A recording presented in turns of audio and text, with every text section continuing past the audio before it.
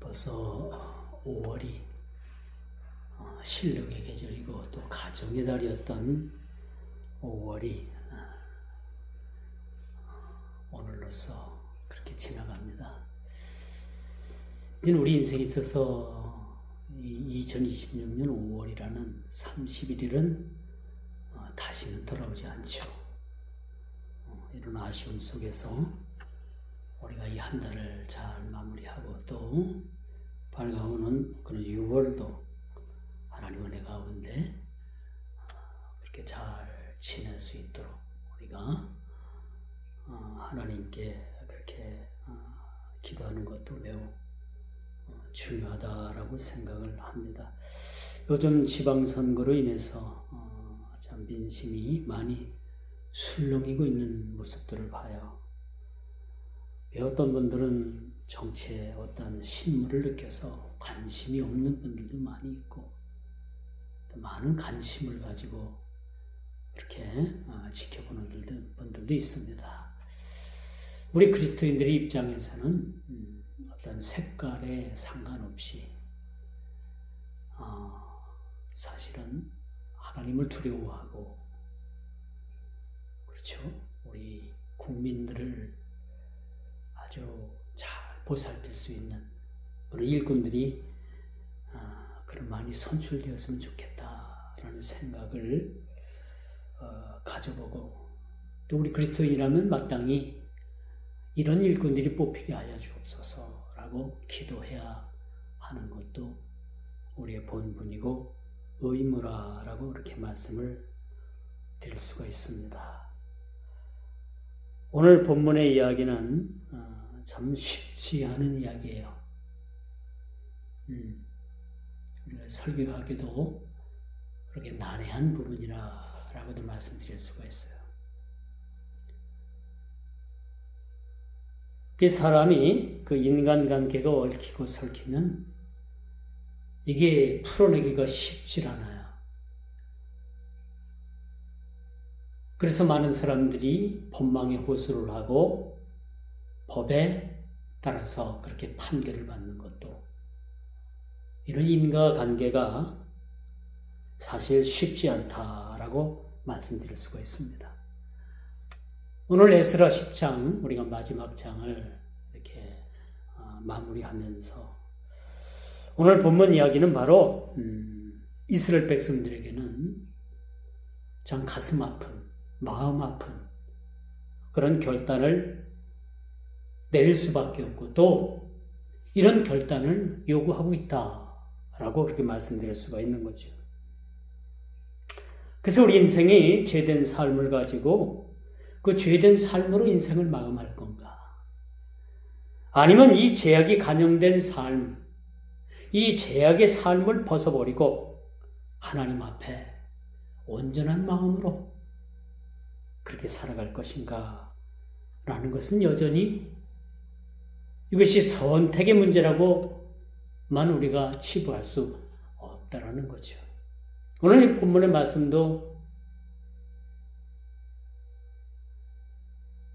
이스라엘 백성들이 이젠 포로에서 돌아와서 성곽을 쌓고 성전을 짓고 그래서 또 시간이 흐르다 보니까 그 땅에 많은 이방 족속들과 통혼의 문제가 야기가 된 거예요.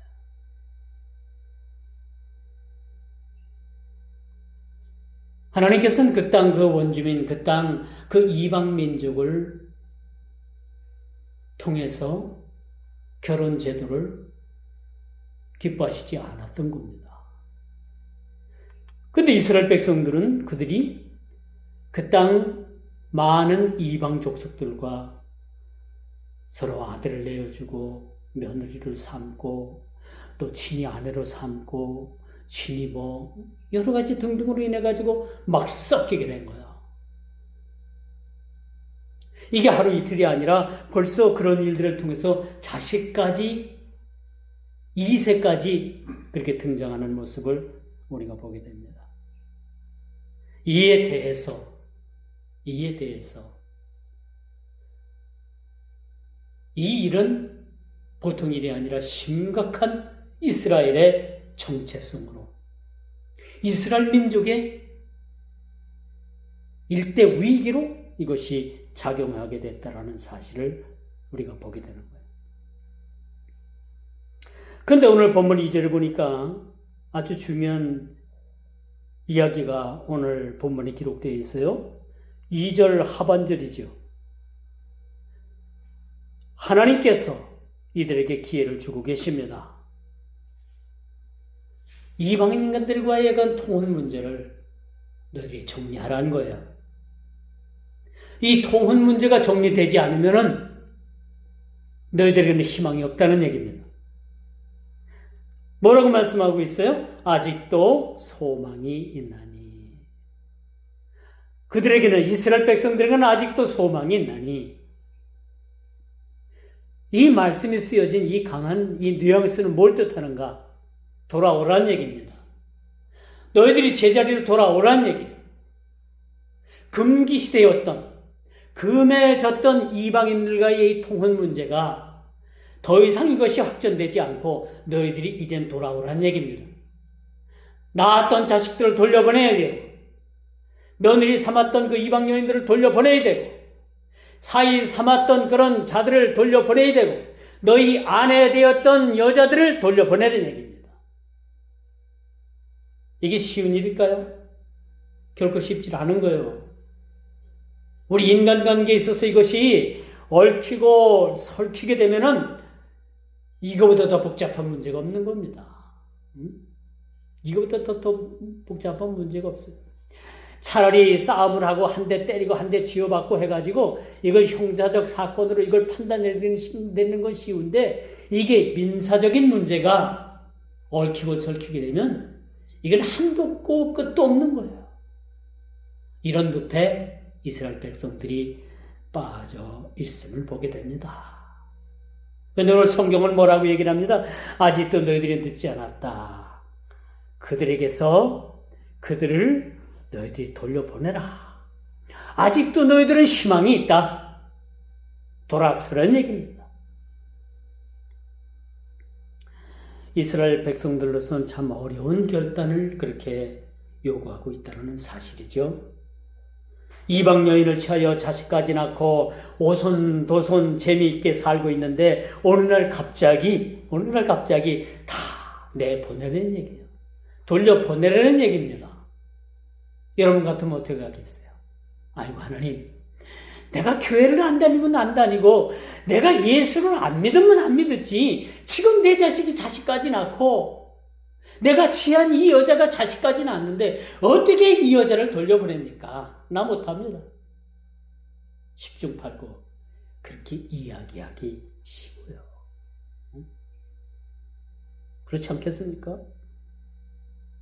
근데 여기서 오늘 본문은 뭔 얘기예요? 내보내는 얘기입니다. 아직도 늦지 않았으니까 그들을 돌려보내는 얘기예요. 여기서 우리는 인간으로서 참 결단하기 쉽지 않은 그런 난제를 만나게 되는 겁니다. 비교하자면 이 시대를 사는 사람들에게 갑자기 휴대폰을 빼앗고 집을 빼앗고 삶의 터전을 빼앗고 재물을 빼앗고 인터넷도 끊어버리고,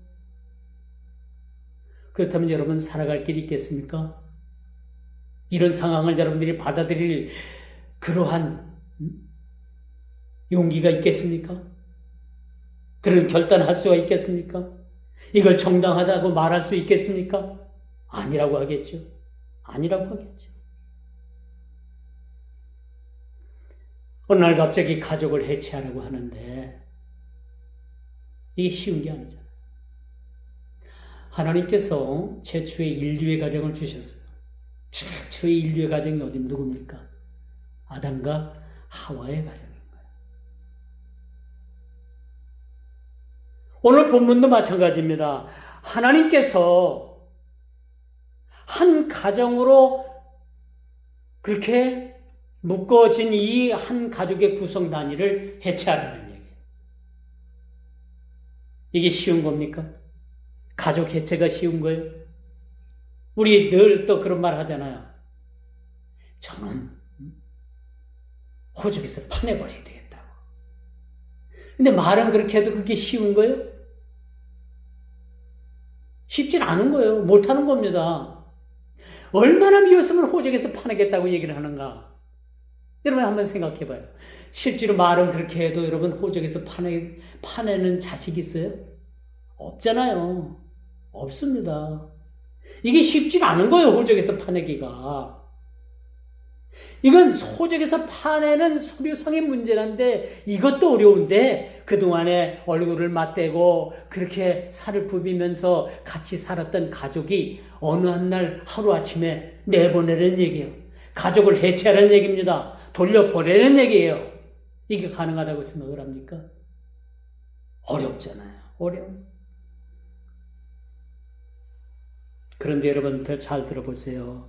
하나님께서는 이들이 하나님의 선민으로서의 지위를 회복하기 위해서 또 그들의 정체성을 지키기 위해서 반드시 이들에게 있어서 이런 결단을 하는 얘기입니다. 돌려보내는 얘기예요. 돌려보내야만 한다는 겁니다. 이렇게 해야만이 이스라엘이 희망이 있다는 얘기예요. 그래야지만이 그들이 살아갈 명분을 그나마 가지고 살 수가 있다는 얘기입니다. 범죄한 이스라엘에게 아직도 기회가 있으면 아직도 범죄한 그들을 하나님께서 사랑하고 계시기 때문에 오늘 본문 2절에 그렇게 쓰여졌다라고 말씀드릴 수가 있어요. 이스라엘에게 아직도 소망이 있나니. 이스라엘에게 아직도 소망이 있나니. 여러분, 죄를 깨닫는 것이 매우 중요합니다. 그렇죠? 죄를 죄인지도 모르고 그렇게 개돼지처럼 살아간다면 이건 인간이 아닌 거죠. 그런데 우리가 그 죄를 깨닫는 데서 끝나는 것이 아니라 그 죄에서 떠나는 것이 무엇보다도 중요한 거예요. 아, 나 죄인이야. 나 죄졌어.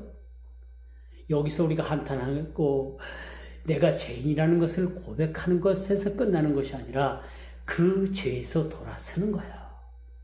죄의 문제가 해결돼야 되는 겁니다. 여러분, 돼지는요, 이 미련한 돼지는 주인이 그 물다가 싹 식혀가지고 깨끗하게 목욕을 시키면 얼마 되지 않냐고 다시 식인청에 들어가가지고 그 몸을 온갖 오물을 그렇게 뒤집어 씁니다. 이게 돼지의 특성인 거예요. 우리가 마땅히 하나님의 자녀라면요, 결코 하나님의 은혜를 알고 깨닫고 은혜를 입은 자들은 다시는 더러운 죄와 함께 할 수가 없다는 거죠. 바로 이스라엘 백성들을 향해서 이 말씀을 지적을 한 거예요. 너희는 거룩한 백성이고 너희는 선택된 하나님의 백성이고 하나님의 기업을 이어나갈 그런 백성임에도 불구하고 너희는 이방인들과 통혼하여서 민족의 정체성을 흐렸을 뿐만 아니라 하나님께서 그 많은 그런 죄를 너희들이 지었다. 고로 너희들은 이 죄에서 돌이켜야 된다라는 그런 강한 메시지를 오늘 본문을 통해서 그렇게 우리들에게 주고 있습니다. 그러면 오늘 본문 11절로 한번 다시 돌아가 봅니다. 본문 11절은요, 12절은 우리가 마땅히 행할 것이니라. 오늘 본문 3절도 마찬가지죠. 그렇죠? 오늘 본문 3절 중반절도 마찬가지예요. 너희가 돌아가라. 너희가 아직도 소망이 있다라고 말씀해 주셨을 때 하나님과의 언약을 세우고 율법대로 행할 것이라. 그렇게 명령을 하고 있음을 우리가 보게 됩니다. 하나님의 율법대로 너희들이 행하라는 얘기예요.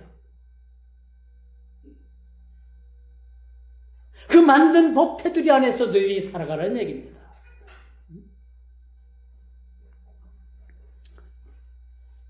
오늘 11절 말씀이 뭔 얘기입니까? 그의 뜻대로 행하여 그 지방 사람들과 이방 여인을 끊어버리라. 이분은 끊어버려. 이스라엘의 죄가 뭡니까? 10절 제사장 에스라가 일어나 그들에게 이르되 너희가 범죄하여 이방 여자를 아내로 삼아 이스라엘의 죄를 더하게 하였으니, 그들의 죄가 뭐라고요? 이방 여인들과 통혼 문제였습니다. 이방 여인을 아내로 삼았던 것이 문제가 되었던 겁니다. 이뿐이겠습니까? 그들의 딸을 아내로, 그들의 며느리로 삼고, 그들의 아들들을 사이로 삼고, 이런 자들과 혼례했으며 이들 스스로가 이방 여인을 취해서 며느리로 삼고 사이로 삼은 죄, 아내로 삼은 죄, 남편으로 삼은 죄, 이 죄가 여러분 가볍지 않다는 겁니다. 우리나라가 더 이상 단일 민족이 아닌 거 알죠? 우리가 어릴 때 자라고 할 때는 백이민족이다, 단일민족이다, 그런 얘기 듣고 그렇게 교육을 받았습니다만, 지금 우리나라는 더 이상 단일민족이 아니에요. 농촌이나 도시, 농촌을 할 것 없이 그 초등학교를 가보면 초등학교 아이들이 혼혈 아이들이 많아요. 동남아 여성들이 이 한국의 남자들과 결혼을 해서 자녀들을 낳고, 그것까지 자녀들을 낳는 것까지는 좋은데, 이 자녀들의 어머니가 한국말을 제대로 못해요. 한국말을 제대로 못하니까 한글을, 말을 제대로 가르쳐 줄 수가 없어. 지금도 초등학교 가면요, 이 초등학교 이 저학년 아이들이 말을 잘 못하는 아이들이 많이 있대. 엄마 밑에서 말을 제대로 못 배운 거죠.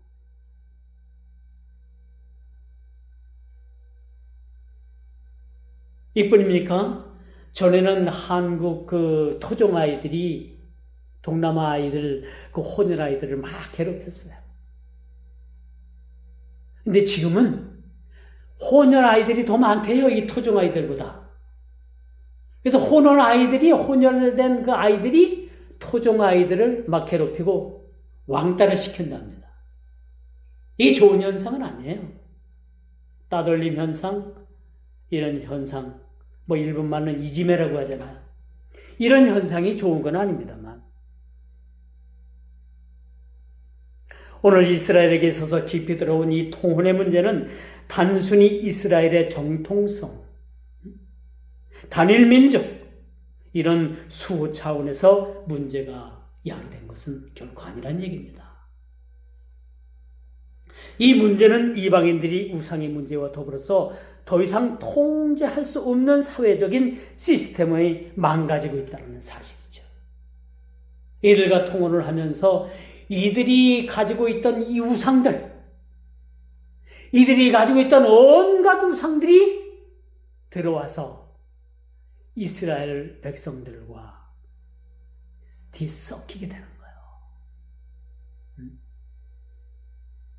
뒤섞이게 되는 거예요.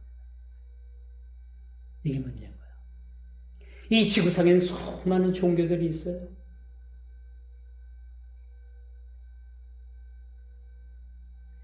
여러분, 세상에는 신은 딱 한 분밖에 없습니다. 나머지는 다 신이라고 자칭하는 다 가짜들인 거예요. 참신은 누구세요? 삼위대 신은 하나님 한 분밖에 없으신 거예요. 나머지는 다 가짜예요. 나머지는 다 가짜입니다. 다 가짜인 거예요. 요즘 들어가지고 이 무심천 그 다리 밑에는 특이 현상이 하나 생겼어요. 그동안에 그렇게 극성 피우던 귀신 천지들이 어느 날 갑자기 다 사라졌어요. 그 귀신 천지 대장이 죽을 때가 돼서 그런지, 뭐가 잘못돼서 그런지, 그 귀신 천지들의 그 졸개들이 싹 사라졌어요. 이상해요. 왜 사라졌을까? 왜 그들이 보이지 않을까? 궁금해요. 궁금합니다.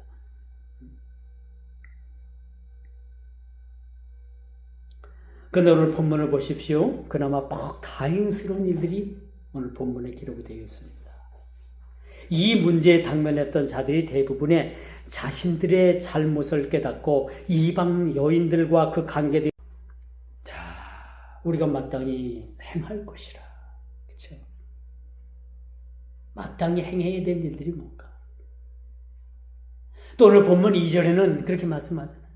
아직도 너희들에게 기회가 있다. 하나님께서 그런 기회도 주셨습니다. 그리고 3절에는 이 율법을 너희들이 지켜야 된다. 라고 강하게 말씀을 합니다. 11절 이제 너희 조상들의 하나님 앞에서 죄를 자복하고 그의 뜻대로 행하여 그 지방 사람들과 이방 여인들을 끊어버리라.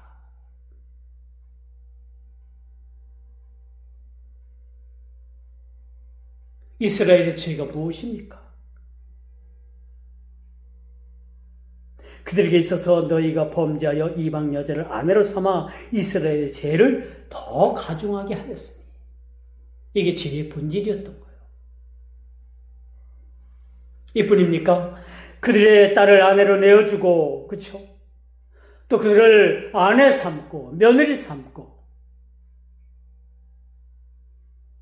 이런 일들 스스로가 여러분 하나님 앞에 큰 범죄였다는 거예요. 이스라엘의 정체성을 흔드는 일이었다는 겁니다.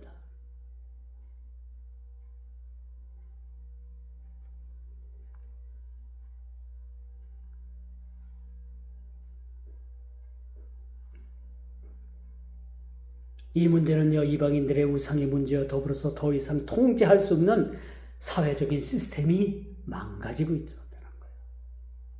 잘 들어보세요.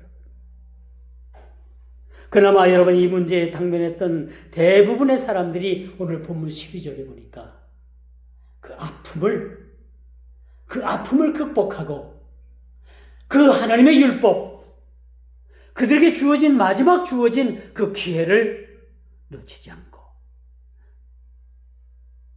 그 선택의 기로에서 가족 해체를 그들이 결정했다라는 사실을 우리는 보게 되는 겁니다. 오늘 12절에 보니까 모든 회중이라고 했어요. 우리가 마땅히 당신의 말씀대로 행하겠다라고 그렇게 말해주고요. 그러므로 여러분 위대한 이 결단, 이 위대한 신앙의 결단은 결코 여러분 실패하지 않는다는 겁니다. 우리가 하나님 앞에 결단할 때 결코 우리의 신앙은 실패할 수가 없는 거예요.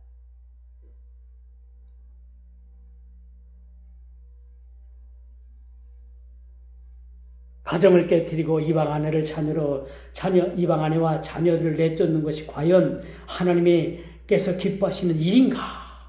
라고 말씀드릴 수가 있어요. 그리고 본문은 단순히 이 도덕적인 결단을 촉구하는 것을 넘어 하나님의 언약, 하나님의 신실하심, 죄의 비참함, 그리고 하나님의 은혜로만 가능한 참된 회개의 관점으로 우리가 봐야 돼요. 왜 이들을 돌려보내라고 했는가? 여러분, 이처럼 이 일로 인해서 다 이스라엘 민족이 뒤섞이게 되면 각 지파의 정체성을 잃어버리는 거예요. 이 일 후에 여전히 하나님께서 말씀을 통해서 이스라엘 백성들에게 약속하신 그 약속의 메시지에 여러분 주류가 뭡니까? 그것은 유다를 통해서 메시아 되신 예수 그리스도를 이 땅에 보내주시겠다고 했는데 모든 지파가 다 통혼 문제로 인해서 뒤섞이게 되면 유다 지파가 살아남을 수가 있겠습니까? 살아남을 수가 없는 거예요. 그렇게 뒤섞인 유다 지파가 사라지게 되는 거예요. 하나님께서 약속하신 메시아 예수 그리스도가 유다 지파를 통해서 올 수 없는 그런 상황을 막기 위해서 하나님께서는 이 감기되었던 가족 해체를 명령하고 계신다는 사실입니다.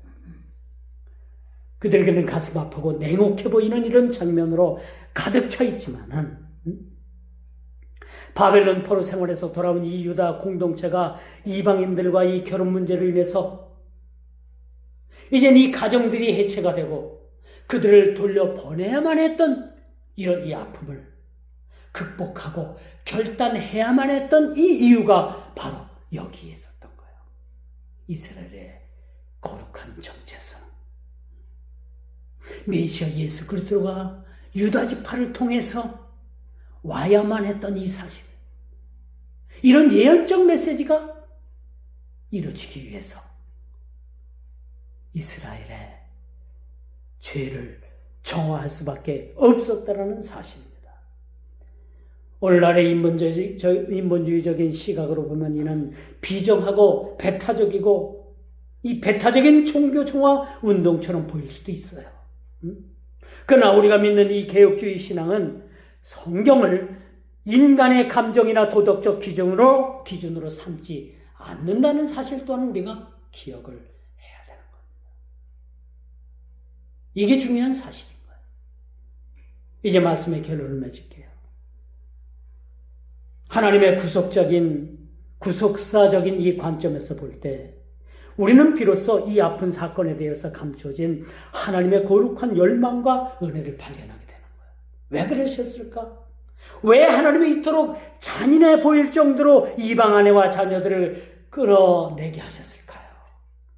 그것은 메시아가 오실 통로인 거룩한 씨, 이 유다 자손을 보존해야만 했기 때문인 거예요. 말씀의 예언에 말씀이 성취되고 이루어지기 위해서 죄도 죄지만 이런 아픔 속에서 이 일을 정화시켜야만 했다는 사실을 우리는 기억을 해야 합니다. 만일에 성경은 가정법을 쓰면 안 되지만 이스라엘이 가나안 숭배와 더불어서 이 문화를 찍어내지 못하고 이 문제 해결하지 못하고 이 문제에 동화되어 버렸다면 구약의 언약의 공동체는 이 지구상에서 소멸했을 거예요. 메시아 예수 그리스도가 오실 수가 없는 거예요. 우리에게 구원의 그 구속사적인 일들은 모르긴 모르지만 아마 중단되지 않았을까라는, 우리를 구원하실 예수 그리스도의 혈통적인 통로마저 위협을 받고 있을 때 하나님께서는 결단하도록 만들어주신 겁니다. 아프지만 내 살을 베어내는, 내 팔 하나를 그렇게 떨궈내는 그런 아픔이지만, 예전에 우리 집안에 어떤 저희 할아버지 뻘 되는 분이 이제 부부싸움을 했어요. 부부싸움을 했는데 이분이 돌아가셨지만 말을 잘못하신 거지. 내 형제를 잃어버리면 내 팔을 한다. 잃어버리는 거고, 마누라가 죽고 없으면은 마누라 또 얻으면 되는 거고. 그런 식으로 얘기했다가 얼마나 그 일을 두고 그 부인한테, 저한테는 할머니 격이지, 그게 책 잡혔는지 몰라요. 그분 살아가면서 평생 그 일 때문에 책 잡힌 거. 저는 그것도 오래된 얘기예요. 제가 고등학교 다닐 시절 적 얘기니까 아주 까마득한 옛날이지만 싸우시는 걸 보고 제가 그런 얘기를 들었어요. 근데 그게 말 잘못한 거죠. 그렇죠? 언어 하나 소중하지 않은 사람이 어디 있어요? 내 형제는요 1천이요 1천. 근데 부부는 몇 초니까? 몇 천? 0천? 무천. 부부는 무천. 부부가 더 가까운 거예요, 형제보다도. 그래야 여러분 가정이 평안해지는 거죠.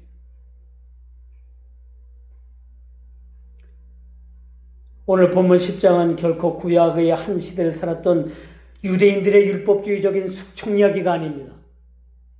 이것은 오늘날 우리가 살아가는 우리 그리스도의 보혈로 구원받은 영적 이스라엘인 우리에게 주신 하나님의 엄중한 경고이기도 해요. 또한 사랑의 메시지이기도 합니다. 저희 시골에 그런 분이 있었어요.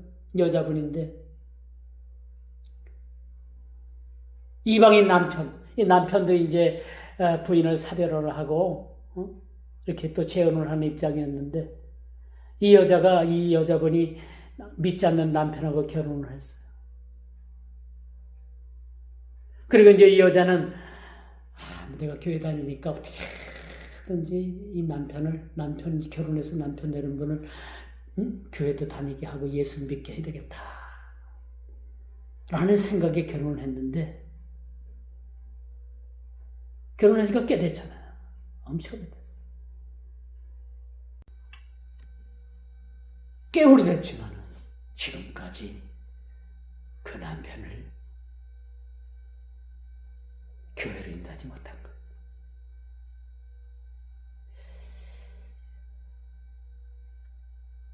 어떻습니까? 이건 무모한 뭐예요? 도박이나 마찬가지. 이방인과 결혼해서 저 사람을 변화시켜서 예수 믿게 해야지. 내 생각인 거야. 여러분 결코 그게 쉽지 않은 겁니다. 쉽지 않은 거. 어디 보면 도박인 겁니다. 오늘 우리는 이 구원을 얻기 위해서 거룩해지는 것이 아니에요. 잘 들어보세요. 여러분 왜 거룩한 구별된 삶을 산다고 합니까? 구원받기 위해서? 아니요. 순서가 잘못됐어요. 오직 은혜로 구원받은 사람은요.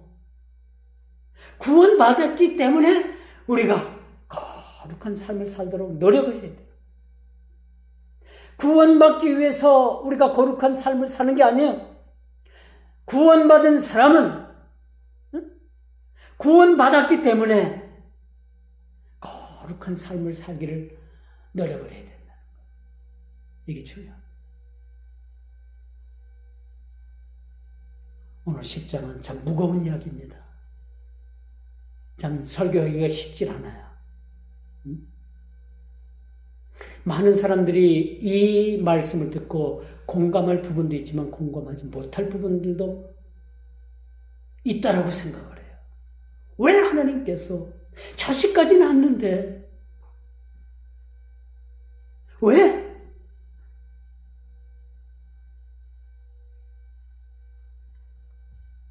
그렇죠? 이런 결단, 어려운 결단을 하라고 하시는 쉽지 않지만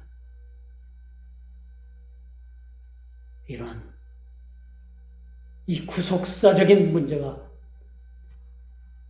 결국은 이것이 서로 결부되었기 때문에